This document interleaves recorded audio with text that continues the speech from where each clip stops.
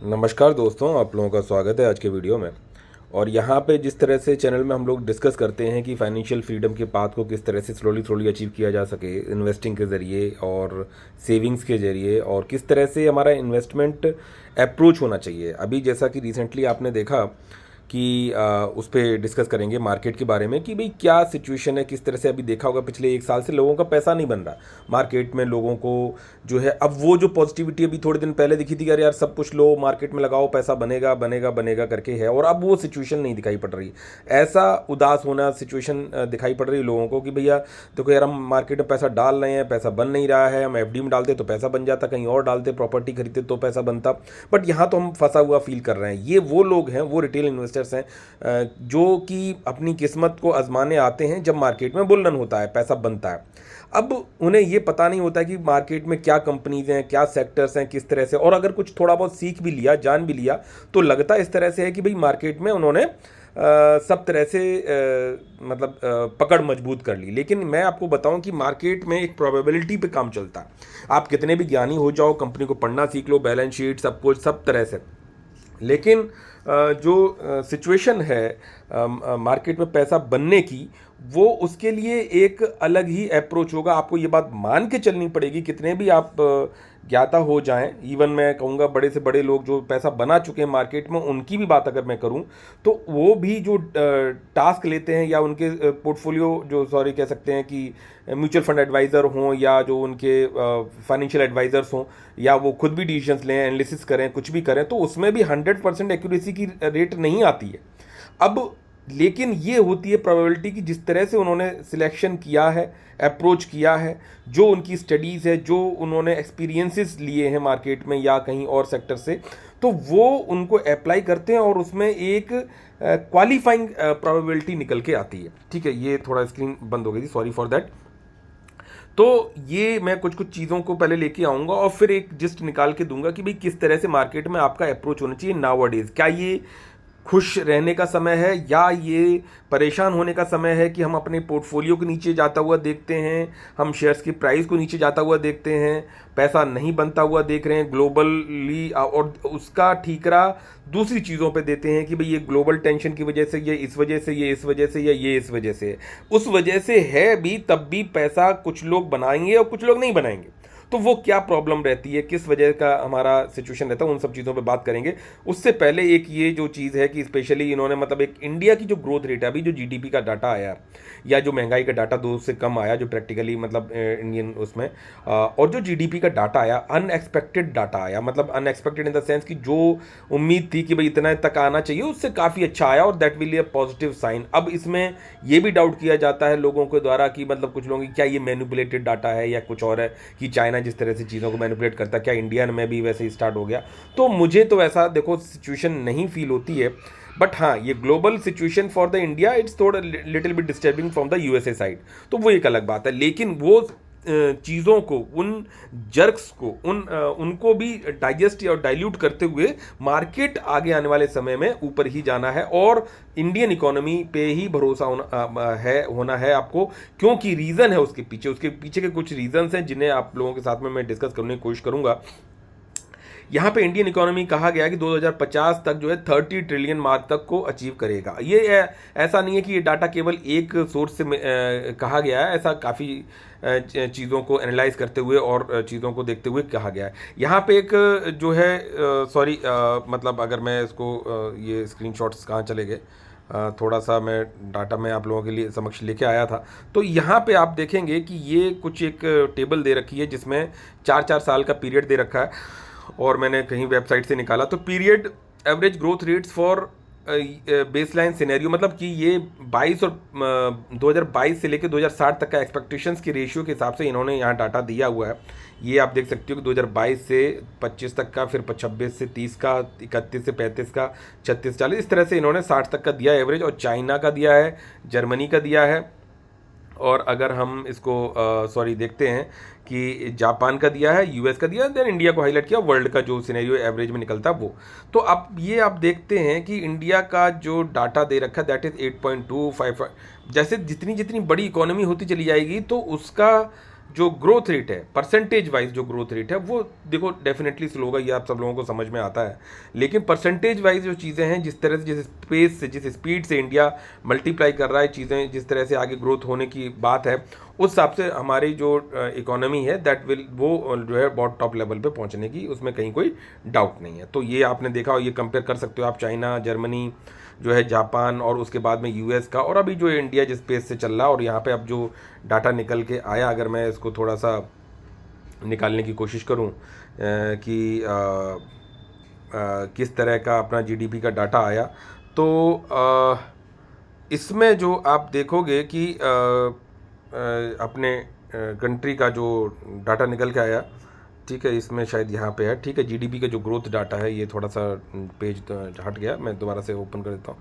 तो यहाँ पे जो एक निकल के आया, ये कल का डाटा है, जीडीपी ग्रोथ एट 7.8%, ठीक है, ये इंडिया का जीडीपी ग्रोथ निकल के आया इस क्वार्टर का, ठीक है, जो कि जो मार्केट के एक्सपेक्टेशन थे उससे काफ़ी अच्छा निकल के आया, और that is a great thing for the India.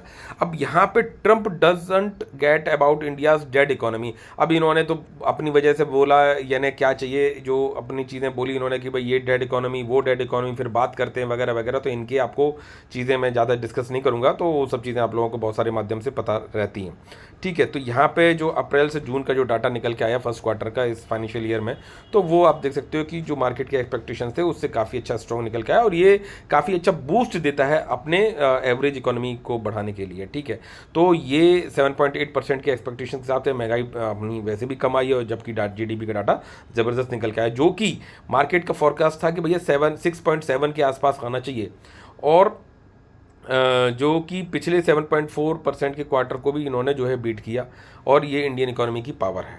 क्यों है इस तरह का पेस, जो कह सकते हैं, देखो यहाँ पे कंजम्पशन भी बहुत तगड़ा है, यहाँ पे जो एवरेज एज है इंडिया में, जो अभी सबसे बड़ी कंट्री है वर्ल्ड में देखा जाए तो पॉपुलेशन वाइज, और यंग पॉपुलेशन वाइज, ठीक है, तो डेफिनेटली कंज्यूम भी ज़्यादा करेगी। मार्केट अपने आप में एक बहुत बड़ा मार्केट है India, with in the India, और इसको ग्रोथ करने से कोई नहीं रोक सकता।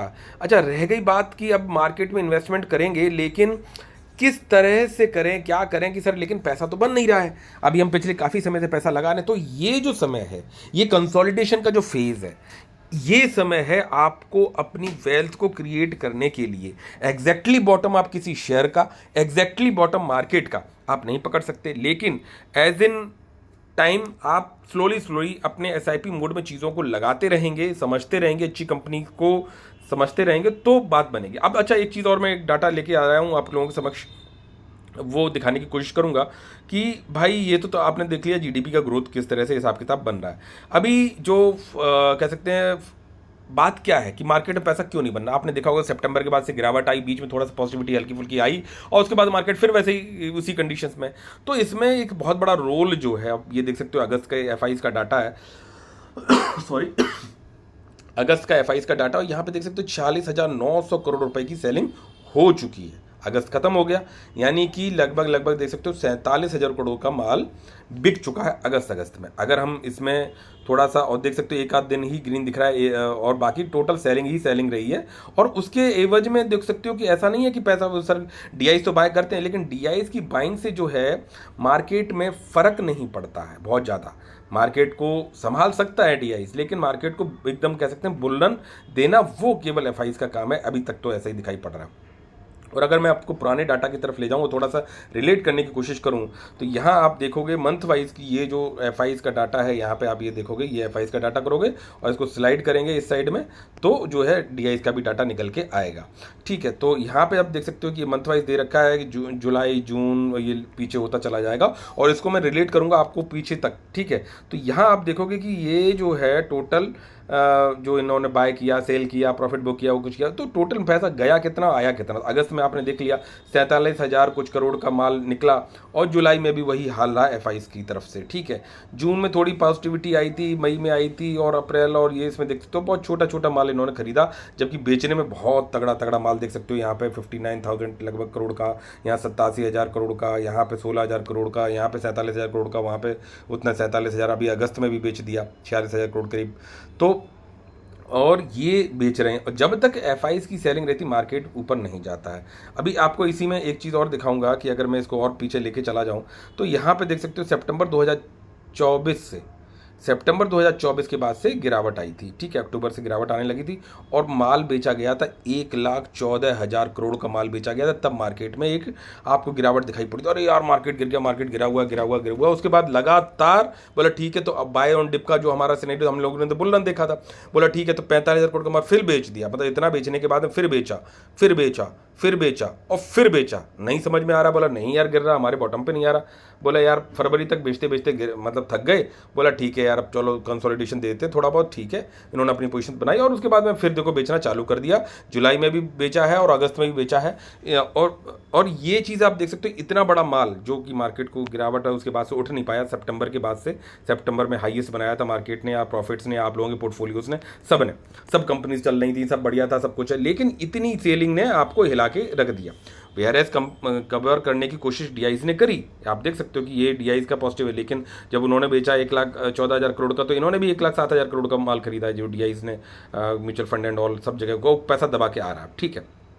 लेकिन मार्केट में पॉजिटिविटी नहीं आ रही है, तो करना क्या चाहिए, किस तरह। अब आप ये देखोगे कि इससे बड़ी जब ये गिरावट आपने देखी, अक्टूबर की गिरावट है, एक बहुत बड़ा माल निकाला गया और मंथ वाइज मंथ निकाला गया, लगातार बेचा गया। और अभी देखो 2-3 महीने इन्होंने बस बेचना बंद किया था, इसको बाइंग नहीं बोलेंगे।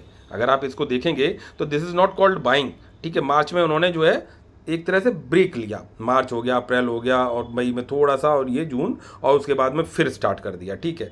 जून के बाद में फिर देखो जुलाई में फिर 47,000 करोड़ का माल बेचा। और यहाँ पे अगर आप चले जाएंगे तो यहाँ पे भी आप देख सकते हैं कि अगस्त खत्म हो गया और करीबन ये भी आंकड़ा जो है करीबन 47-48,000 करोड़ के आसपास ही पहुँचा, मतलब अगस्त में भी, और जो कि कह सकते हो कि आप यहाँ पे जुलाई में भी उसी माल के हिसाब से बेचा और मार्केट में एक तरह से गिरावट दिखाई पड़ रही। इससे पहले यानी जो अक्टूबर में गिरावट हुई थी, अक्टूबर 2024 में, ये माल तो 1,14,000 करोड़ का बेचा गया। तो इससे बड़ी गिरावट जो है आपको रिसेंटली कब दिखाई पड़ी थी, 2020 में, जब कोरोना वाला सिचुएशन था और वो सब चीज़ें सिचुएशन थी बीच बीच में, और जब रशिया यूक्रेन का टाइम आया तब भी इन्होंने बेचा था, लेकिन वो सेलिंग बहुत लिमिट लेवल की थी, 14,000 करोड़, 41,000 करोड़, 11,000 करोड़। और डीआईज को, मार्केट को गिराने के लिए देख सकते हो कि अब सिचुएशन ये आ गई कि 1-1 लाख 1.5 लाख करोड़ का माल, 1 लाख करोड़ 1.5 लाख करोड़ तक का माल बेचना पड़ रहा है, तब जाके मार्केट को वो रोक पा रहे हैं या गिरा पा रहे हैं या कंसोलिडेट करा पा रहे हैं, ठीक है। अब उससे पहले जो है रशिया यूक्रेन के टाइम में मार्केट ने कंसोलिडेशन दिया था, अगर आप चार्ट को देखेंगे जाके तो आपको दिखाई पड़ेगा। और पीछे थोड़ा चले जाए, थोड़ा देखो, वीडियो थोड़ा सा कंसेप्ट बेस्ड है तो बने जरूर रहिएगा, समझिएगा जरूर, ठीक है। तो यहाँ पे आपने देख लिया, उसके बाद और थोड़ा पीछे चले जाएंगे और यहाँ देखेंगे कि ये देख सकते हो, ये वही फेजेस हैं जब आपका ये कोरोना और उस समय का रशिया यूक्रेन का टाइम जो था, उस समय इन्होंने माल यहाँ पे निकाला। अब यहाँ पे मैं आप दिखाऊंगा जो एक बड़ी गिरावट दिखाई, जिसे मैं बोला कि यार अक्टूबर ये कोरोना के पीरियड के टाइम की बात है, उस समय पे ये इन्होंने सेलिंग करी। लेकिन जो बड़ी सेलिंग आई थी उससे पहले की बात, अगर यहाँ पे देख सकते हो, बाइंग करी इन्होंने, बॉटम पे बाय भी किया है खूब दबा के। और ये जो देख सकते हो कि यहाँ से कोरोना का जो इफेक्ट आया था, मार्केट ने बॉटम भी टच किया था मार्च में, 65,800 करोड़ का मार्च में जब बाय किया था, जो अपने मार्केट ने जो है बॉटम बना दिया था, ठीक है। मार्केट बहुत ज़बरदस्त तरीके से गिरावट हुई थी और कोरोना का न्यूज़ था जब लॉकडाउन की सिचुएशन थी, ठीक है। तो यहाँ पे इन्होंने 65,000 करोड़ का माल बेचा था केवल। और वहीं पे आप इसको देखोगे तो यहाँ पे डीआईज ने संभाला भी था, 55,600 करोड़ का माल बाय किया था, लेकिन मार्केट के बॉटम को नहीं रोक पाए थे। और अब उस तरह की गिरावट नहीं आई। आप देख सकते हो कि इन्होंने सितंबर में 1,14,000 करोड़ का माल, उसके बाद 2-3 महीने अक्टूबर में, और नवंबर, दिसंबर, जनवरी, फरवरी, और फिर 2-3 महीने कंसोलिडेट, मतलब नहीं बेचा, बस केवल हल्का फुल्का फ्लैट रखा। उसके बाद में फिर अभी 2 महीने से बेचना चालू किया, 45, 40, 47, 48,000 करोड़। रीज़न चाहे जो भी हो, आज ट्रंप का रीज़न है, कल कुछ और रीज़न था। अरे भाई, सितंबर में जब बेचा तब ट्रंप तो नहीं आए हुए थे। हाँ, जीतने की संभावना थी या नहीं थी, वो तो अलग अलग फैक्टर्स हैं कि भाई अगर ट्रंप आएगा तो मार्केट हाई हो जाएगा, वो हुआ तो उसका उल्टा। तो ये चीज़ें बाइंग और सेलिंग पर अगर आप ध्यान देंगे तो पहले मार्केट को हिलाने के लिए 65,000 करोड़ का माल बेचना पड़ा, और अब मार्केट को हिलाने के लिए जो डीआईज ने बेचा, एफआईज ने जो बेचा, वो 14,000 करोड़ से अक्टूबर से स्टार्ट किया और उसके बाद भी जो है मार्केट को गिराने में एक तरह से कंसोलिडेशन तो है, लेकिन जो है मार्केट देख सकते हो इतना बेचा 1,14,000 करोड़, फिर 45,000 करोड़, 16,000 करोड़, 87,000 करोड़, 58,000 करोड़ और फिर 2-3 महीने रुके हैं और उसके बाद से लगातार देख सकते हो 47-48,000 करोड़ का माल। ये बिकावट जब तक होगी, सेलिंग होगी एफआईज की, तब तक जो है स्टेबिलिटी तो नहीं आएगी। हाँ, डीआईज जो है अब काफ़ी हद तक मजबूत हो गए अपने पास। अगर मैं अभी एक डाटा और दिखाऊंगा जहां से आपको ये समझ में आएगा कि मार्केट में स्टेबिलिटी क्यों बनी रहेगी, पैसा ना बने। तो क्या ये फेज है? ये फेज वो है। और एफआईज यार रुक ही नहीं सकते। इंडिया एक ग्रोथ कंट्री है, ठीक है। यंग पॉपुलेशन सबसे ज़्यादा है, सबसे ज़्यादा यहाँ पे मतलब यंग जनरेशन है जो कि कंज्यूम करती है, ठीक है। मैन्युफैक्चरिंग फैसिलिटी हब बनना ही पड़ेगा इंडिया को, ठीक है। क्यों बनना पड़ेगा? क्योंकि यहाँ पे मैन्युफैक्चरिंग कॉस्ट अपने आप डाउन आ जाएगी। भाई आप देखो 500 रुपये में काम करने को कोई तैयार है, आप जो है लोग बेरोजगार हैं, बोले ठीक है यार मैं 300 में कर दूंगा, मैं 400 में कर दूंगा, और वो पूरा कंज्यूम भी कर जाएंगे उस पैसे को। तो इंडिया में कंजप्शन यानी मार्केट बहुत बड़ा है और आने वाले समय में अभी जो कम से कम मैं तो ये कहूँगा कि जब तक अभी ये 2035, 38, 40 तक तो खेल है इंडिया का। कोई कंट्री ऐसी नहीं है जो हालांकि देखो ये बहुत अच्छी बात नहीं है कि पॉपुलेशन ग्रोथ ज़्यादा हो तो बहुत अच्छी बात है या कुछ और है, ऐसा नहीं है। लेकिन यंग पॉपुलेशन जिस तरह से इंडिया में अभी जो राइजिंग सेक्टर पे चल रही है वो है ये, ठीक है। अब इसमें अच्छा, इससे पहले की अगर चीज़ों को रिलेट करेंगे, जैसे मतलब आपको मैंने दिखाया 65,000 करोड़ का मार्च में बेचने पे कोरोना के टाइम में 2020 में मार्केट ने बॉटम हाहाकार हुआ था, एकदम सर्किट्स लगे थे, मार्केट को बंद करना पड़ा था, एकदम स्टीप डाउन आया था और जनवरी से माल बेचने चालू कर दिया था, ठीक है उन्होंने। लेकिन फिर उसके बाद में जो दूसरा झटका लगा था, लेकिन मार्केट को गिरा नहीं पाए, कंसोलिडेट करा पाए। चाहे वो आप रशिया यूक्रेन का टाइम की बात कर लो। अब जो सिचुएशन है ऐसा कोई बड़ा रीजन नहीं है, बस ये है कि अनसर्टेनिटी है, चाहे वो ट्रंप के उससे हो या कुछ भी हो, तब से चीजें ऐसी नहीं। और मान के चलो कि आपके ट्रंप का सेशन जो भी है 4 साल का, जिसमें लगभग 6 महीने करीब निकल चुके हैं, और उसके बाद का जो अभी जो समय है, ये अनसर्टेनिटी अगर कहीं बनी रहती है, जबकि इनके आने के बाद भी इंडिया में अपना ग्रोथ रेट, जीडीपी रेट और सब चीज़ें, महंगाई दर, ये सब चीज़ें आंकड़ों के हिसाब से दिखाई पड़ रही हैं और फॉरेन इन्वेस्टर्स अपना माल निकाल रहे हैं थोड़ा थोड़ा करके, या कंसोल्ट, फिर वो थक जाते हैं तो फिर रुक जाते हैं, क्योंकि डीआईज उतना ही माल पेल रहे हैं और ये पहले भी ऐसा होता रहा, ठीक है। अब यहाँ पे अगर मैं पुराने समय में चला जाऊँ, जहाँ पे इससे पहले की अगर गिरावट में याद किया जाता है तो गिरावट 2008 के टाइम की गिरावट को याद किया जाता है, एक जनरली एक बड़ी गिरावट की बात करी जाए तो उस समय पे भी मार्केट को गिराने के लिए एफआईज नहीं काम किया, ठीक है। मार्केट में माल एफआईज ही जब बेचते हैं तब चीज़ें ऐसी होती है। लेमन ब्रदर्स की वाला जो केस हो, मैं बोला ना, चाहे ग्लोबली बात हो चाहे कहीं और की बात हो, और ये 2008 का डाटा रहा, यहाँ पे आप देख सकते हो कि ये बेचा गया, ठीक है। ये सब एफआईज का डाटा है और यहाँ पे आप देख सकते हो कि नवंबर 2007 में 13,700 करोड़ का माल, ये 29,000 करोड़ का 4,000, 3,000, 2,000, 6,000, ये 12,000 करोड़ का माल 4,000, 5,000, 12,500, 15,000, 5, 5.5, ये सब किया और उसके बाद में मार्केट गिरावट में था। उसके बाद फिर मार्केट धीरे धीरे करके फिर कंप्लीट हुआ। तो ये है, इनका आना जाना लगा रहेगा, बना रहेगा। जब जब ये बाय करेंगे, फ्लैटिश रहेंगे, मार्केट को गिराने के लिए इनको बहुत बड़ा माल बेचना पड़ता, ठीक है। अभी देख सकते हो कि 1,14,000 करोड़ और 3 से 4 महीने लगातार और आगे तक बेचते रहे, उसके बाद भी 2-3 महीने अब ये स्टेबल हुए, तो मार्केट अपने 25-26 हज़ार के रेंज में अपना जो था वहाँ से स्टेबिलिटी लेके 25,000 के आसपास को घूम रहा है, ठीक है। 24.5 तक जाता है, फिर वहाँ तक जाता है 25, फिर प्रॉफिट बुकिंग होती है, रीज़न चाहे जो भी हो। तो ये चीज़ें हैं और डीआईज का माल तो बराबर जा रहा है, बराबर मतलब बाइंग चलती है। हाँ, ये प्रॉफिट बुकिंग तब करते हैं जब वो लोग बाइंग करना चालू करते हैं, तो वो दिन भी आते हैं, ठीक है। तो इससे आपको एक चीज़ तो क्लियर हो गई कि ये टाइम है कंसोलिडेशन का, टाइम गिरावट का टाइम जो है कि टाइम करने की ज़रूरत नहीं है यार हम म्यूचुअल फंड में चले जाते हैं। देखो, आपको समझ में नहीं आती कंपनी पढ़ना, डाइवर्सिफिकेशन करना, सेक्टर वाइज देखना, तो ठीक है, आप बिल्कुल अपने पैसे को वहाँ पे पार्क करिए, म्यूचुअल फंड्स में जब जब डिप लगे आप पार्क करिए। और बट यहाँ पे सीखने की बहुत ज़रूरत, क्योंकि वेल्थ क्रिएशन यहाँ से होगा, ठीक है। एक बहुत बड़ा पैसा लगाना है तब म्यूचुअल फंड में आप जो डिप में लगा दिया, दैट्स ओके, ठीक है भाई, सेफ्टी रहनी जरूरी है, लेकिन आपको यहाँ सीखते रहना चाहिए क्योंकि पोटेंशियल यहाँ पे बहुत है, ठीक है। यहाँ पे आपसे गलतियाँ होंगी लेकिन that should be in a calculated way, ये आपको ध्यान रखने की ज़रूरत है, ठीक है। तो ये मैंने आपको डाटा लेके आया था, ठीक है, ये चीज़ें मैंने आपको दिखाई और जीडीपी ग्रोथ का डाटा मैंने आपको दिखाया। दूसरा जो डिफरेंट कह सकते हैं कि रिपोर्ट्स निकलती हैं, वहाँ पे भी बात की जा रही है, देखा जा रहा है कि आने वाले जो समय है इंडिया के पास में, अभी ट्रंप का यार कितना है भाई, 6-8 महीने निकल गए, और 4 साल का टेन्योर रहता है, 3.5 साल तक और डिस्टर्ब करे रहोगे, टैरिफ लगाए रहोगे, चीज़ें ब्लॉक होंगी। इंडिया अपना दूसरी जगह स्पेस देख रहा है, उन पर भी अभी मैं बात करूंगा कि क्यों पोटेंशियल इंडिया में बना हुआ है। जो जो गैप क्रिएट होगा, यूएसए बहुत बड़ा मार्केट है, लेकिन जो गैप क्रिएट होगा यूएसए का, तो वो इंडिया की पेस को बहुत ज़्यादा कम नहीं कर सकता। स्टेपल रेस की चेजिंग रेस टाइप है ये, ठीक है। एक झटका लग सकता है, लेकिन वो झटका बहुत माइन्यूट डाइल्यूट कर जाएगा, ठीक है। वो हमें थोड़े दिन रुकने के लिए मजबूर कर सकता है, लेकिन थोड़ा सा चीज़ें आउट परफॉर्म करेंगी, उसमें कोई दो राय नहीं, कोई रोक नहीं पाएगा।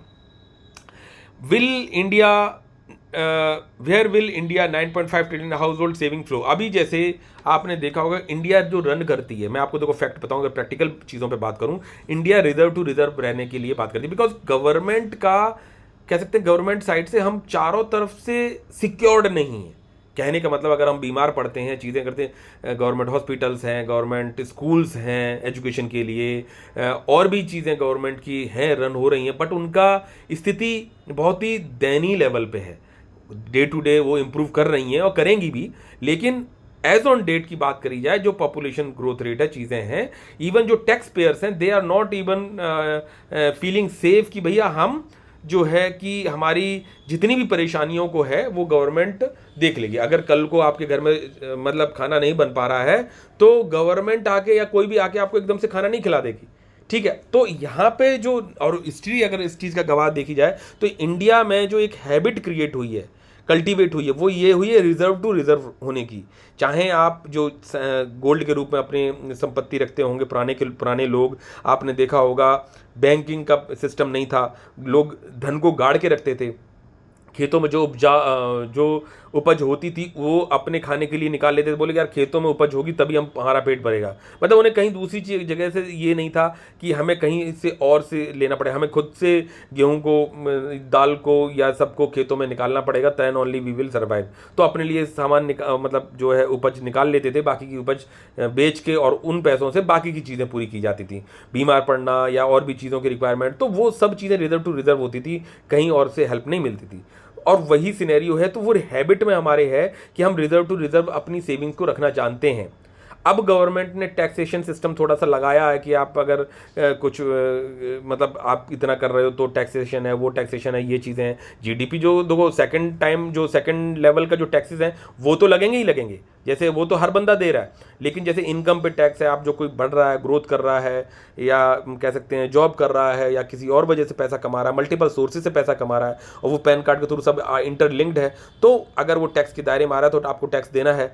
तो लेकिन अब वो रास्ते खुल के नजर आ रहे हैं, दिखाई पड़ रहे हैं, तो लोग निकाल रहे हैं। अब किस पैसे को निकाल रहे हैं? ये उस पैसे को भी जो हिडन पैसा है, हिडन पैसा लोगों के पास बहुत है कि भाई ठीक है, अगर आपकी सिस्टम में रनिंग में सिस्टम में आपको 1 लाख रुपए आपका रनिंग सिस्टम में दिखाई पड़ रहा है, तो 1.5 से 2 लाख रुपए आपका ब्लैक में चल रहा है, और लोगों के पास, जिनके पास पैसा है, उन्होंने रिजर्व करके रखा हुआ है उन चीज़ों को, और उससे इकोनॉमी को बूस्ट मिला हुआ है, ठीक है। आज के तारीख में अगर किसी चीज़ को खरीदना है, खाना है, या कुछ भी मतलब आपको करना है, तो उसकी कीमत वही दिखाई जाती है जितना पैसा उन्हें लोन लेना पड़ता है। जैसे अभी आप मकान खरीदने जा रहे हो, तो भाई आपको 10 लाख रुपए की ज़रूरत है, तो 10 लाख रुपए 11-12 लाख रुपए का दिखाना है, बाकी पैसा ब्लैक में दिया जाता, ये चल रहा है। तो ऐसा ही पैसा रिजर्व टू रिजर्व में घर में सभी लोग बना के रखते हैं, इंडियन सोसाइटी का ये हाल।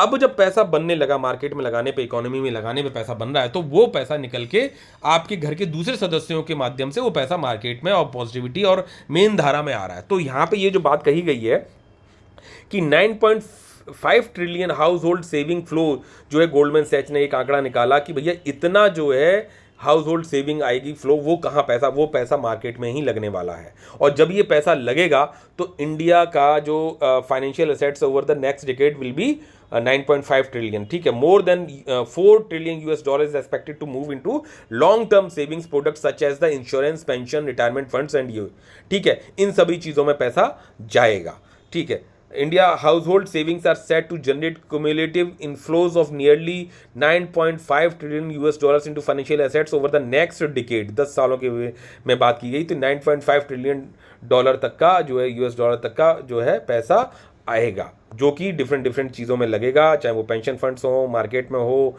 और भी जगह पे हो, इन सब जगहों पे लगेगा। यहाँ हिंदी में भी अगर दिया गया है तो उस चीज़ को देख सकते हैं कि 10 साल में भारतीयों के घरों से निकलेगा इतना पैसा कि अर्थव्यवस्था में लग जाएंगे 4 चांद, जाने देश को कितना फायदा होगा। एक रिपोर्ट के मुताबिक अगले 10 साल में भारतीय खूब सारा पैसा निवेश करेंगे, इस देश की अर्थव्यवस्था को कई फायदे होंगे। और यही जो है, ये जो बूस्ट आ रहा है ना आपको जीडीपी में दिख रहा है, मैं और चीज़ों में दिख रहा है, वो यही पैसा है। ठीक है, नहीं पहला इस पैसे को जो है लोग ब्लैक में रन करा लेते थे। तो ये चीज़ें हैं। तो जब ये 830 लाख करोड़ रुपए जो है लगभग $9.5 ट्रिलियन के आसपास की बात कही गई है, जबकि ये रिपोर्ट्स उस बेसिस पे हैं जिस हिसाब से ग्रोथ रेट जीडीपी की आपको दिखाई गई है, और उस जीडीपी ग्रोथ रेट को भी बीट करके मार्केट मतलब कंट्री ने आगे दिखाया है स्पेस। ठीक है, तो यानी जितनी कंट्री ऊपर दिखाई पड़ रही है उससे दुगनी नीचे है, इस बात को मानो। हमारा ही ब्लैक मनी पैसा पूरा जो है दूसरे कंट्रीज में लगा हुआ है, अब वो पैसा घूम के मार्केट में ही लग रहा है थ्रू द डिफरेंट हवाला फोर्सेस से या कहीं और से, so that taxation should be saved. ये मैं एक आपको रफ आइडिया दे रहा हूँ। तो ये पैसा आप जैसे आपके घर में परिवार में एक कमाने वाला सदस्य 2-3 बेरोजगार आपको दिखाई पड़ेंगे जो कि काम कर रहे हो कुछ ना कुछ, लेकिन टैक्सेशन के दायरे में नहीं होंगे, तो वो पैसा आप जो है अपना री इन्वेस्टिंग के लिए आप उनके सोर्सेस में उनकी जगहों पे लगा रहे हो, और आप अपने टैक्स, आप तो टैक्सेबल लिमिट में हो तो वहाँ पे अपने आप को रोक के दूसरी जगह पे लगा रहे हो, और ऐसा हर परिवार में चल रहा है। और जितनी भी सेविंग है मैक्सिमम टू मैक्सिमम लगाई जा रही है। दूसरा, ये तो बात हो गई जो ईमानदारी से पैसा कमा रहा है, चाहे सैलरी क्लास हो चाहे बिजनेस क्लास हो, और जो छोटा मोटा ये वो। बाकी का जो पैसा ब्लैक इकोनॉमी जो रन कर रही है, जो कि है ही है, उसमें कोई डाउट ही नहीं है, जितना ऊपर दिख रहा है उससे दुगना नीचे है। जो भी जिस केवल ईमानदार वहीं पे है भाई, जिस ईमानदारी पे चीज़ें जिसको मिल ना रहा हो, जिसको मौका ना लगा हो। बाकी तो इकोनॉमी पूरी रन कर रही, किसको नहीं पता है। ठीक है, वो पैसा ब्लैक मनी, उस पैसे को भी मल्टीप्लाई करने के पॉइंट ऑफ व्यू से इंडिया में जो ग्रोथ रेट अवेलेबल है, इसलिए आज स्विस बैंक में उन जगहों पे जाना पैसा कम हो गया। हो क्या रहा है, शेल कंपनीज के माध्यम से चीज़ों को री इन्वेस्ट किया जा रहा है एज ए एफआई, और एज ए घुमा के जो है चीज़ें इन्वेस्ट हो रही, लेकिन लग इसी इकोनॉमी में रही हैं और आने वाले समय में भी लगेंगी, so that money should be multiplied. ठीक है, और फिर उस पैसे को डाइजेस्ट करने के लिए उन्हीं शेल कंपनीज के थ्रू में जो है टैक्सेशन थोड़ा सा देके, और जो बाहर सेटल हो रहे हैं लोग जहां टैक्स हेवन कंट्रीज हैं, वहां पे उस पैसे का मतलब यूटिलाइज किया जा रहा है। तो ये सब चीज़ें आप लोगों को बड़े गणित है, इस चीज़ को समझने में समय लगेगा। तो एक जनरल में बात आने वाले वीडियोज़ में जरूर आपको थोड़ा सा क्लैरिफाई देने की कोशिश करूंगा, तो आप इस चीज़ से क्लियर हो जाएगा कि जीडीपी जो है का बोला है कि भारत के घरों की वित्तीय बचत, भारत के घरों की वित्तीय बचत जीडीपी का लगभग 13% रहने का अनुमान है। पिछले 10 सालों में यह आंकड़ा 11.6 था। मतलब पहले जो हमारे घरों की जो बचत थी वो 11.6 था, तब ये आलम है कंट्री की मार्केट का। Now it will be GDP 13% of the saving rate. ठीक है, तो सोच सकते हो जो भी आपका कितना कहाँ पे पहुँचेगा। तो और जो यहाँ पे जो उम्मीद लगाए बैठे हैं कह सकते हैं ट्रंप साहब, या जो चीज़ें हैं उनको डाइल्यूट कर रहा है कह सकते हैं हमारी गवर्नमेंट या चीज़ें।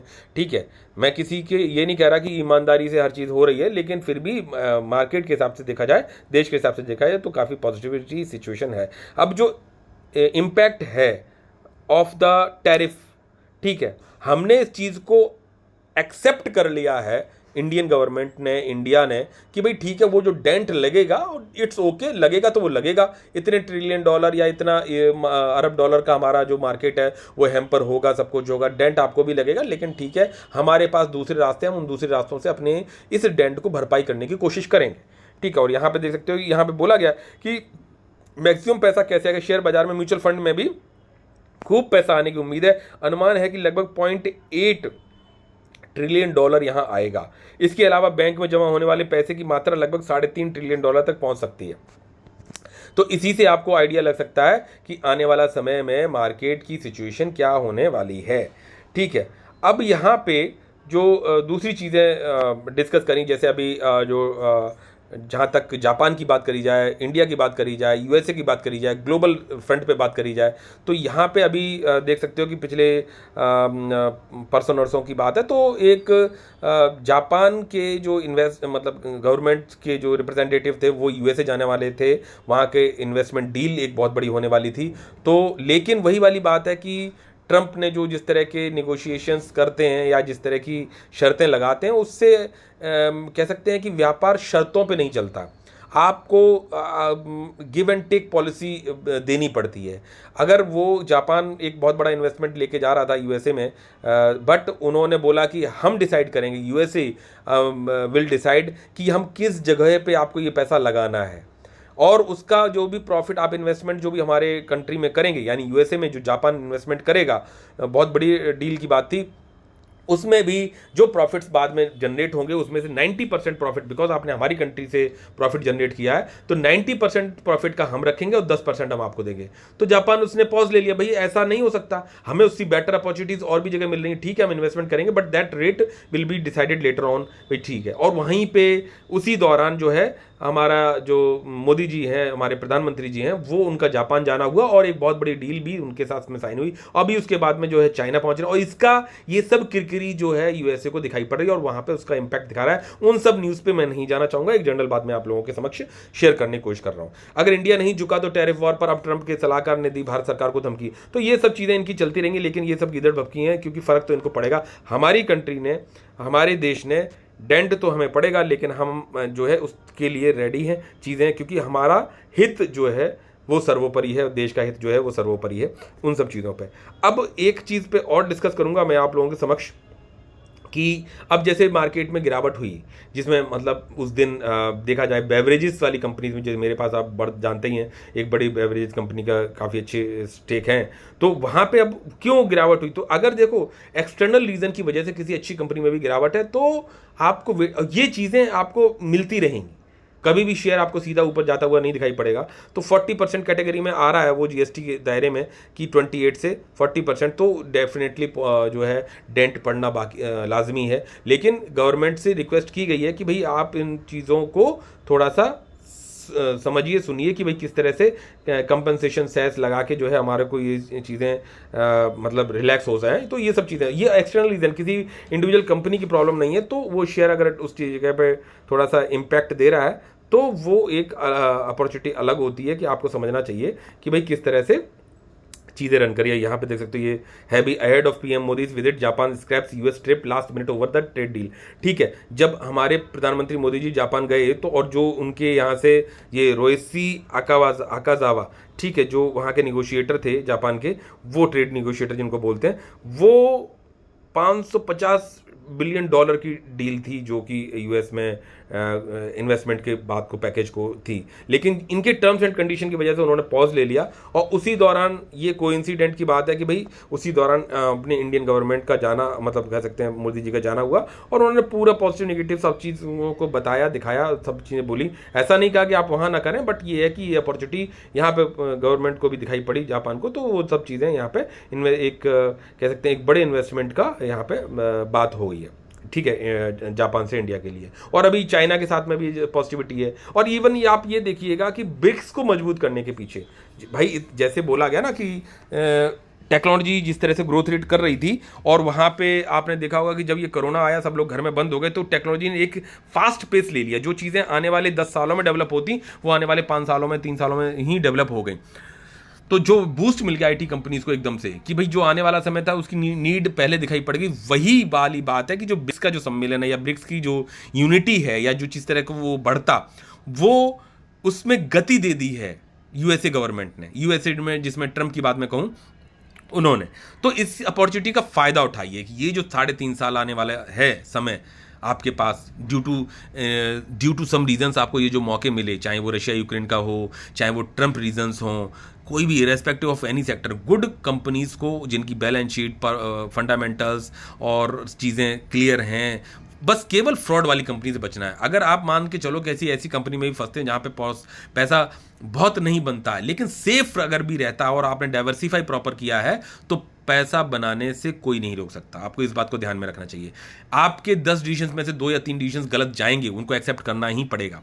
ठीक है, अभी आप, मैं कहूँगा मोतीलाल ओसवाल की जो कह सकते हैं जो इनका फंड था डिफेंस वाला, वो जब उन्होंने खरीदा उसके बाद तो डिफेंस कंपनीज नीचे चली गई थी, फिर बूस्ट आई। तो ये आप प्रिडिक्ट नहीं कर सकते हो। हाँ, ये है कि मैंने एक अच्छी कंपनीज ले ली, मैंने ये सेक्टर देख लिया, मैंने इन कंपनीज में देख लिया, डाइवर्सिफाई कर लिया। अब उन सेक्टर से, उन कंपनीज में मुझे ये लगता है कि ये इन लेवल पे पी पे और चीज़ें सही दिखाई पड़ रही हैं, और अगर ये मेरे बाइंग लेवल से ऊपर से टॉप से इतना करेक्टेड और ये इस जगह पर ठीक दिखाई पड़ रही है, तो मैं इन्वेस्टमेंट कर रहा हूँ।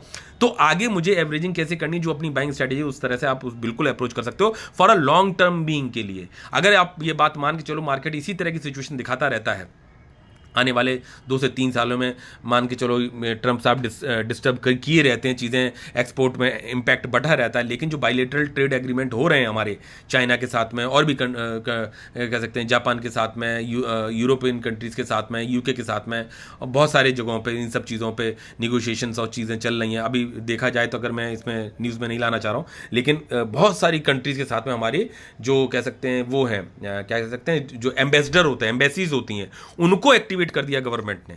वो एम्बेसी केवल बैठने के लिए नहीं है वहाँ पे, उनको एक्टिवेट कर दिया कि फ्री ट्रेड एग्रीमेंट के पॉइंट ऑफ व्यू से आप उन कंट्रीज में अपने इंडियन गवर्नमेंट के मैसेजेस को जो है एक्सप्लोर करिए, बताइए, कहिए, सो दैट कि there should be a possibility कि उनका फायदा कहाँ पे और इंडिया के साथ में रहने में फायदा कहाँ जाएगा, क्योंकि ये वर्ल्ड की लार्जेस्ट पॉपुलेटेड यंग जनरेशन है, जो कि कंजप्शन का अपने आप में खुद का एक बहुत बड़ा मार्केट है। तो पोर्टफोलियो वाइज में अगर आपसे बात करूं तो अच्छी कंपनीज अगर हैं और आपने हाई प्राइसेस में लिए, एवरेजिंग करना कैसे है वो मैंने आपको बताया है, कैसे कैसे कैसे कैसे करके आपको अपने इस पैसे को लगाना है। ये बहुत गोल्डन पीरियड है अगर आप कंसिस्टेंसी के साथ आने वाले 2-1 सालों तक भी, जैसे अभी 1 से 1.5 साल तक मार्केट ने पैसा नहीं बना के दिया, लोग एफडी की तरफ जाने लगे, म्यूचुअल फंड की तरफ जाने लगे। जाओ, बिल्कुल म्यूचुअल फंड में जाना तब सही है जब आपको मार्केट में पैसा तो लगाना है, बट समझ नहीं आ रही हैं कंपनीज, समझ नहीं आता है सेक्टर, आप बाइंग लेवल्स, एवरेजिंग लेवल्स आप नहीं समझ पाते हैं, चीज़ों को नहीं डिटेक्ट कर पाते हैं, तो आप पैसे को पार्क करिए वहाँ पे और आप यहाँ पे सीखते रहिए, क्योंकि wealth creation will be only from the direct investment but in a calculated and diversified ways. ठीक है, आप लोगों के समक्ष और वीडियोस में चीज़ों को लेके आता रहूँगा जिनमें आपको मार्केट से रिलेटेड किस तरह से हमारा अप्रोच होना चाहिए और किस तरह से हमें सेक्टर वाइज पकड़ना है चीज़ों को। मैंने अभी जैसे एफआईज और डीआईज का डाटा बताया, दिखाया। डीआईज की डाटा में भी देख सकते हो आप, जितना पैसा उन्होंने निकाला है इन्होंने लगा दिया है, लेकिन मार्केट जंप नहीं किया। लेकिन एफआईज का पैसा आज नहीं तो कल, कल नहीं तो परसों, क्योंकि मार्केट में पैसा बन यहीं पर रहा है, ठीक है, बनेगा यहीं पर। अब आप, बहुत से लोग ऐसा होते हैं, एग्रेसिव हो जाते हैं कि भैया ठीक है मैंने इस कंपनी में लगा दी, सर आपने ये कंपनी डिस्कस करी या ये कंपनी अच्छी लगती है, सब कुछ है, उस सेक्टर में लगा दिया, और वो सेक्टर मान के चलो चाहे वो आईटी वाला हो, चाहे वो रिन्यूएबल एनर्जी का हो, अभी केमिकल का कोई नाम नहीं लेता, ठीक है, आपने देखा होगा। अरे भाई, तो आप कहाँ कहाँ तक भागोगे, कूदोगे? रेलवे सेक्टर की बात कर लो, डिफेंस सेक्टर की बात कर लो, वेबरेजेस की बात कर लो, ऐसे बहुत सारे सेक्टर, गोल्ड सेक्टर की बात कर लो, लेकिन इन्हीं सेक्टर्स में से आपको उन कंपनीज को फाइंड आउट करना है पोर्टफोलियो के diversification and balancing point of view से, कि भैया ठीक है मुझे सेफ्टी के साथ में आगे बढ़ना है। जैसे मैंने आपको बोला कि अगर आपको जैसे कोई नदी या तालाब है और आपको क्रॉस करके आगे जाना है, कितनी गहरी है नहीं पता, ठीक है, बहाव आएंगे, झोंका आएगा, आप एक स्टिक लेके चलो ना, अंधा जैसे स्टिक लेके चलता है उस तरह से लो ना भाई। आप अपना कदम आगे बढ़ा रहे हो, उस कदम बढ़ाने से पहले जहां पैर रखना चाह रहे हो वहां पे उस जो कह सकते हैं लकड़ी से आप उसकी डेप्थ को पहले लकड़ी रखो ना, कि भाई डेप्थ नापोगे, भाई कहां तक जा रही है, कहां तक डूब रही है, कितना पोटेंशियल है, कितना क्या कुछ है, और फिर उस रेशियो से लगाओ कि आपका बैकअप कितना है। उस रेशियो से भाई ठीक है, अगर मान के चलो मार्केट यहाँ से कल को किसी रीज़न की वजह से गिरावट में आता है और वही चीज़ जो आपने थोड़ी महंगी खरीद रखी वो सस्ती मिल रही है, तो आप उसमें पगला जाते हो, चकरा जाते हो कि भैया मेरा मैंने लगाया था 1 लाख रुपये, ये 80,000 रुपये रह गए, ठीक है, 20,000 रुपये मेरे चले गए, आज लगाता तो ज़्यादा फायदा होता। आपने ये नहीं देखा कि भाई ये मैंने अगर 1 लाख लगाया था, 80,000 रह गया, 20,000 रुपये रह गए, अब मेरे पास पैसा नहीं लगाने का। वो एक सबसे बड़ी गलती है। पैसा इन्वेस्टमेंट के लिए आपके पास में भले ही थोड़ा सही, मैं कह रहा हूँ भले ही 1 शेयर सही, अगर बॉटम बनाता है तो share you should able to invest. उस लेवल पे भी 1 शेयर से बोला कि सर अगर मेरे पास 100 शेयर हैं, 1 शेयर उसमें क्या एवरेजिंग करेगा? भाई साहब नहीं करेगा, लेकिन क्या पता वो उन्हीं लेवल्स पे कंसोलिडेट करता रहा 1 साल 1.5 साल, due to this scenario, tariff का हो, कुछ और हो, कुछ और हो, और वो अच्छी कंपनीज, फंडामेंटली स्ट्रॉन्ग कंपनीज जिनमें बैकअप है, कहीं कोई फ्रॉड के चांसेस नहीं है, बहुत सारी ऐसी कंपनीज हैं, बहुत सारे सेक्टर्स हैं, अलग अलग अलग अलग अलग, एक के पीछे पागल भी नहीं होना कि बोले ये बोला गया, ये मैंने देख लिया, सब कुछ है, मालूम पड़ा गोल्ड सेक्टर में लगाया और गोल्ड सेक्टर आने वाले 5 सालों तक रन ही नहीं किया। लेकिन अगर आपका गोल्ड में है, आईटी में है, बेवरेजेस में है, देन आपका और भी जो सेक्टर्स हैं वहाँ पे, हाँ, ट्रेंड जो चल रहा है उस ट्रेंड में भी पैसा लगा के थोड़ा सा प्रॉफिट बुक करके अपने रिस्क एपेटाइट को भी बढ़ाओ और फिर जो बढ़ते रहो। अब इससे होगा ये कि पैसा नहीं बना, अरे यार मैं तो लास्ट ईयर भी इसी लेवल पे था, मेरा पैसा इतना ही था और आज मैंने जो है 2 लाख रुपए मेरे धीरे धीरे और लग गए, 3 लाख रुपए मैंने 1 साल के अंदर और लगा दिए, और बट पैसा वहीं पे बना हुआ है यार, कि मैंने मान के चलो 10 लाख रुपए का मेरा पोर्टफोलियो था और लास्ट ईयर और जो है 1 साल हो गया और मैंने 10,000 रुपये पर मंथ की मैं इन्वेस्टिंग करता हूँ और ये मैंने वो 2 लाख रुपए 2 साल में और लगा दिए और उसके बाद भी पोर्टफोलियो 10 ही लाख पे बैठा हुआ है, 2 लाख बल्कि मेरी तरफ से और लग गए। वो स्थिति तब आती है जब आप वो आएगी, वो एक बेस्ट सीन है। ठीक है, मार्केट अगर इन्हीं लेवल्स पे चल रहा है 1 साल 2 साल 3 साल, मैं कह रहा हूँ फुल टर्म पीरियड, तो भी आपको इन लेवल्स पे मार्केट में बाइंग का मौका मिल रहा है। एग्रेसिवली बाइंग नहीं करना है।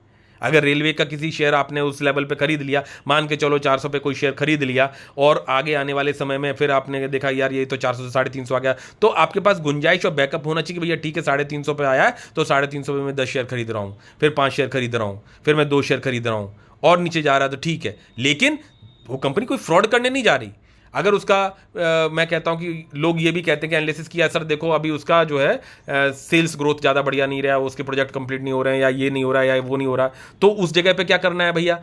ठीक है 1 साल 1.5 साल 2 साल 3 साल 4 साल, जब तक ट्रंप है तब तक चीज़ें डिस्टर्ब हो सकती हैं, लेकिन that backup should be, company fraud ना करे, डिविडेंड्स दे रही, सब कुछ दे रही है, पैसा बनाया नहीं सर, इससे अच्छा एफडी में डालते तो पैसा बन जाता। भाई ठीक है, आपने रेलवे में लगाया, आपने बेवरेजेस में लगाया, आपने आईटी में लगाया, आपने गोल्ड में लगाया, आपने और सेक्टर्स में भी लगाया, हर सेक्टर आपका पैसा बना के नहीं देगा ऐसा नहीं है। मालूम पड़ा किस दिन डिफेंस आपका परफॉर्म कर गया, आपने 1 लाख रुपए आपका डिफेंस में लगा हुआ था, आपका 1 लाख रुपए आपका रेलवे में लगा हुआ था, 1 लाख रुपए गोल्ड में लगा हुआ था, 1 लाख रुपए आईटी में लगा हुआ था, 1 लाख रुपए केमिकल में लगा हुआ था। कोशिश करो इक्वलाइज करने की, जो सस्ते में मिल रहा है और आपका जो मंथली इन्वेस्टमेंट का रेशियो बैठ रहा है उसमें भाई ठीक है भाई, वहाँ पे डिप में जो मिल रहा है मैं बाय कर लूँगा, मुझे डिप में मिल रहा है बाय कर लूँगा। और दैट बाइंग जो होती है ना वो लंबे समय तक चलती है, और तब जाके जब मार्केट ने परफॉर्म करना चालू किया और आपकी ये स्ट्रॉन्ग कंपनीज, तो मल्टीप्लाई करता है पैसा, multiply, that is the wealth creation. वो हो सकता है 3 साल 2 साल 4 साल तक पैसा ना बना के दे, लेकिन वो समय है, वो मौका है आपके लिए पैसा बनाने के लिए दे रहा है। बोला यार मैंने 400 पे खरीद के रेलवे का शेयर मैं फंसा हुआ महसूस कर रहा हूं, क्यों उस पर डिपेंडेंसी रखे हो? रेलवे का शेयर मान के चलो 2 साल तक ना चला, लेकिन तो क्या बाइंग नहीं करनी है? आज उसका पी डाउन लग रहा है, आज उसका आपको प्रॉफिट रेशियो डाउन लग रहा है, क्यों? क्योंकि उसके रिजल्ट्स डाउन आए हैं। रीजंस देखो कि भैया वो अपने प्रोजेक्ट कंप्लीट नहीं कर पा रहे, ड्यू क्यों नहीं कर पा रहे? क्योंकि भैया बोला गया कि भाई बहुत सारी जगहों से क्लियरेंस चाहिए, वो चीज़ें नहीं पूरी हो रही हैं, आने वाले समय में थोड़ा हो सकता है डिस्टर्ब करे। लेकिन कंपनी किस पेस में आगे बढ़ रही है, क्या कुछ कर रही है, क्या कुछ आगे करने का प्लानिंग है, किस तरह का डिविडेंड दे रही है, तो हर चीज दौड़ाने के लिए नहीं होती है। आपको स्प्रिंट भी देखनी है, रिले भी रेस देखनी है, और आपको मैराथन भी दौड़नी है। ठीक है, तो कुछ शेयर्स मैराथन के लिए भी होते हैं, वो पोर्टफोलियो को स्टेबिलिटी देते हैं। कल को कोई कंपनी फ्रॉड करेगी, अब कोई रेलवे से ली हुई कंपनी फ्रॉड नहीं कर जाएगी, वहां पैसा जीरो नहीं होगा, लेकिन कहीं पे रिस्क एपेटाइट लेते हुए आपने कोई शेयर लिया हुआ वो जीरो कर गया, तो ये आपको बैकअप दे रहा है, भले ही इसने पैसा बना के नहीं दिया। That increase your risk appetite. उस रिस्क एपेटाइट से आप अप्रोच करोगे। अपने व्हाट्सएप ग्रुप में लिंक, मैंने व्हाट्सएप ग्रुप का लिंक दे रखा, वहां आप ज्वाइन करो, चीज़ें हम लोग डिस्कस करते हैं। धीरे धीरे मेरे पास समय निकलता रहेगा तो मैं चीज़ों को जरूर लेके आऊँगा, और डायरेक्ट शेयर की बात करना जो है यहाँ पे इम्पॉसिबल है, लेकिन आने वाले समय में अगर जुड़े रहोगे तो बात बनेगी बनेगी। ठीक है, चीज़ें मैं ज़रूर आप लोगों के समक्ष लेके आऊँगा। इवन मैं व्हाट्सएप ग्रुप पे जब भी मेरे को समय मिलता है मैं कभी ना कभी कुछ ना कुछ देने की कोशिश करता रहता हूँ। ठीक है, किन शेयर से मालूम पड़ा, अभी जैसे मैंने कोई एक शेयर लिया था, वो शेयर लिया, उसमें अच्छा पैसा लगाया। क्यों मैंने बड़ा पैसा लगाया? क्या ये ताकत पहले थी? क्या मेरे पास, अगर जब मैंने पोर्टफोलियो, जब मैंने अपना अकाउंट खोला, क्या मेरे पास ये ताकत थी? मैं 1 लाख रुपए से स्टार्ट किया। ठीक है, तो वहां पे क्या मेरे पास ताकत थी? आज मैं 4 से 5 लाख रुपए किसी एक पर्टिकुलर कंपनी में, हाई रिस्क वाली कंपनी में भी लगा देता हूं, और ऐसा नहीं कि हर बार सही गया, ऊपर नीचे भी होता है, but that approach, that risk appetite should be earned. वो आप कमा रहे हो, बढ़ रहे हो, कमा रहे हो, बढ़ रहे हो। अगर मैं ये कहूं कि नहीं भैया सितंबर में मैंने 26 लाख रुपए प्रॉफिट्स में था, मैं वहां बुक कर लेता, भाई तो मैं वहीं खत्म हो गया ना। अगर वो 26 लाख के प्रॉफिट्स को ही मैं अपना मान के चलूं, तो भैया मुझे 26 लाख के प्रॉफिट्स को मुझे 10 लाख के प्रॉफिट्स तक में भी नीचे गिरते हुए देखना पड़ेगा अपने आप को, और वहां 10 से फिर मुझे 15 भी जाएगा, 18 भी जाएगा, फिर नीचे आएगा। भाई आप बोले यार अब की बार मौका मिल जाए, वो ऑल टाइम हाई पे आ जाए, मैं बेच बाज के निकल लूँ, प्रॉफिट कमा लिया। भाई आपने सोचा ही 15 लाख, 20 लाख, 25 लाख, 30 लाख। गरीब आदमी कितना सोचता है, मिडिल क्लास कितना सोचता है, हाई क्लास कितना सोचता है? उस हिसाब से रिस्क टेकिंग एपेटाइट बोला गया ना, कि रिस्क लेना चाहिए, रिस्क जिंदगी में, रिस्क नहीं तो इश्क नहीं, ये नहीं वो नहीं। भैया रिस्क लेना होता है, लेकिन वो करोड़ों का रिस्क, पहले आप अपने रिस्क एपेटाइट को बढ़ाइए। आज म्यूचुअल फंड, आज जो है बड़े बड़े इन्वेस्टर्स की बात करूं, क्या जैसे आप लोग हो, 1,000 रुपये, 2,000 रुपये, 10,000, 20,000, 50,000, 1,00,000 रुपये, हर एक का अपने रिस्क एपेटाइट है, किसी की अर्निंग ज़्यादा होगी, ठीक है। वहीं पे क्या जो मार्केट में अपना एक मुकाम हासिल कर सकें, अगर वो शेयर में बाइंग करते हैं, जैसे विजय केडिया साहब हो, चाहे जो कह सकते हैं जो ओसवाल जी, ये नाम है, चाहे जो भी बहुत सारे लोग हैं जो इन्वेस्टमेंट मार्केट में अच्छा सा खासा करते हैं, तो वो जब बड़ा पैसा लगता है, तो वो बड़ा पैसा कैसे लगता है, वो बड़ा पैसा वो करोड़ों में लगाते हैं, वो रिस्क में लगा रहे हैं, लेकिन वो उनका करोड़ हमारा हो सकता है 1,000, 10,000, 5,000।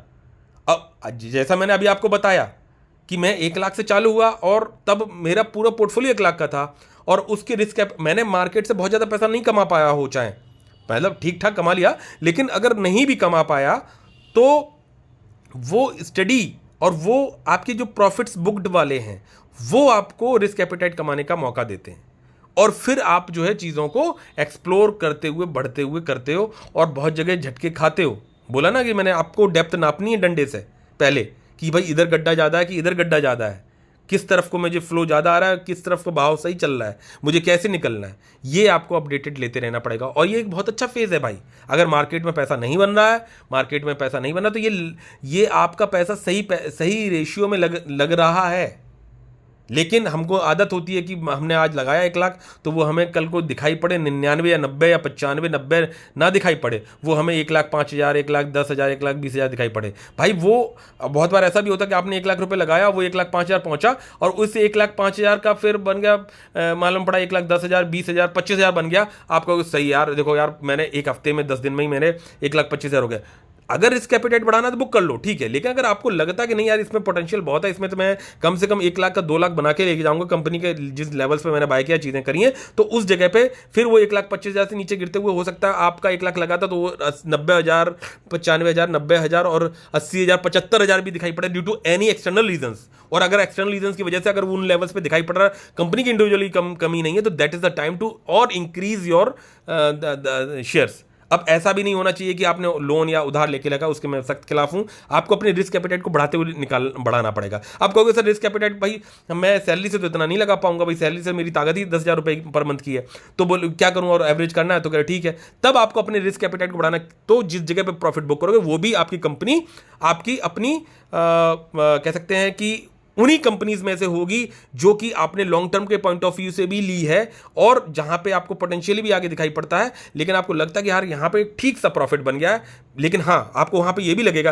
कि यार मार्केट में पूरी गिरावट है, तो उसमें मेरे 2,00,000 रुपए बन गए थे, लेकिन अब ये कंपनी के प्रॉफिट्स 1,50,000 पे आए हुए हैं, तो 50,000 अगर मैं उस समय बुक करता तो मैं 2,00,000 कर लेता, अब मुझे बुक करना पड़ेगा तो 1,50,000। तो आपको ये भी असेस करने की जरूरत है कि अगर मैंने यहाँ पे 1,50,000 रुपए बुक किया और जिस शेयर को मुझे एवरेज करना है वहां मेरा क्या पोटेंशियल, लेकिन यहाँ के 1,50,000 रुपए का आपने बुक किया तो that is will increase your risk appetite. ऐसा फ्रीक्वेंटली नहीं करना है, बट आपको जज करते हुए धीरे धीरे धीरे धीरे करके अप्रोच बढ़ाना है। तो ये है, मुझे लगता है मैंने काफ़ी कुछ कवर किया, वीडियो काफ़ी लंबा हो गया। मुझे रिक्वेस्ट है आपसे कि फैमिली फ्रेंड्स एंड सब चीज़ों में अपने एक जेन्युइन कह सकते हैं चैनल को जिंदा रखने के लिए सब्सक्राइब करिए, शेयर करिए, फुल वीडियोस को देखिए। आने वाले समय में और ज़बरदस्त चीज़ें लेके आप लोगों के साथ में शेयर करने की कोशिश करूँगा। विद दीज वर्ड्स मिलते हैं नेक्स्ट वीडियो में। टिल देन जय हिंद, जय भारत, बाय बाय।